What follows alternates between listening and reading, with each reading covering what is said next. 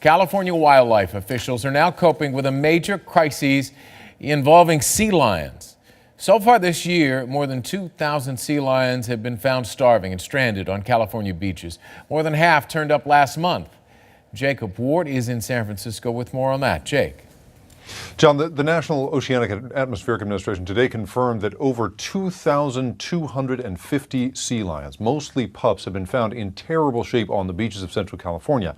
That number is, unfortunately, John, a new record, and it makes life even harder for young sea lions trying to find their way into adulthood. Patty Irish had breakfast this morning through a feeding tube. And that is a miracle. Careful. The day before, the sea lion pup was on the verge of death when volunteer rescuers Dean and Kathy Wolf got the call that she'd been found stranded on a beach 4 hours north of San Francisco. It looked like there was a mother sea lion that had been cruising up and down the shoreline, and they didn't make the connection. And so this sea lion seemed to be stranded. Now she's at the Marine Mammal Center in Sausalito, marked with red coloring for easy identification, alongside an unprecedented number of other pups her age. The little California sea lion pups that are coming into our care are 7, 8-month-old pups. They're little bags of bones. They're really in pitiful condition.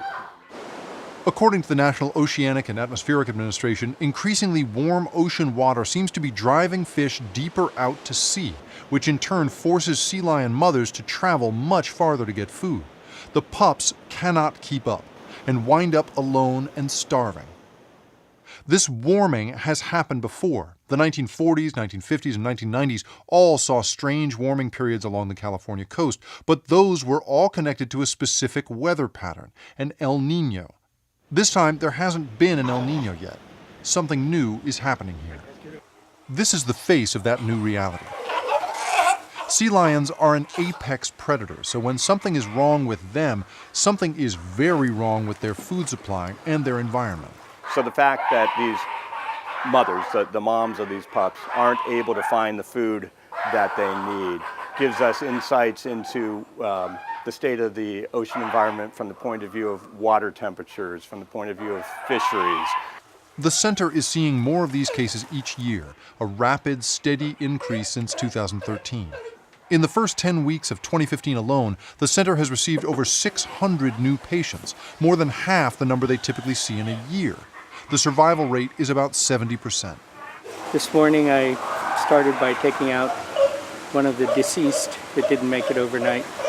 But the sea lions, it's a pretty bleak situation right now. Even though the pens are already full, the center says it can handle as many animals as necessary.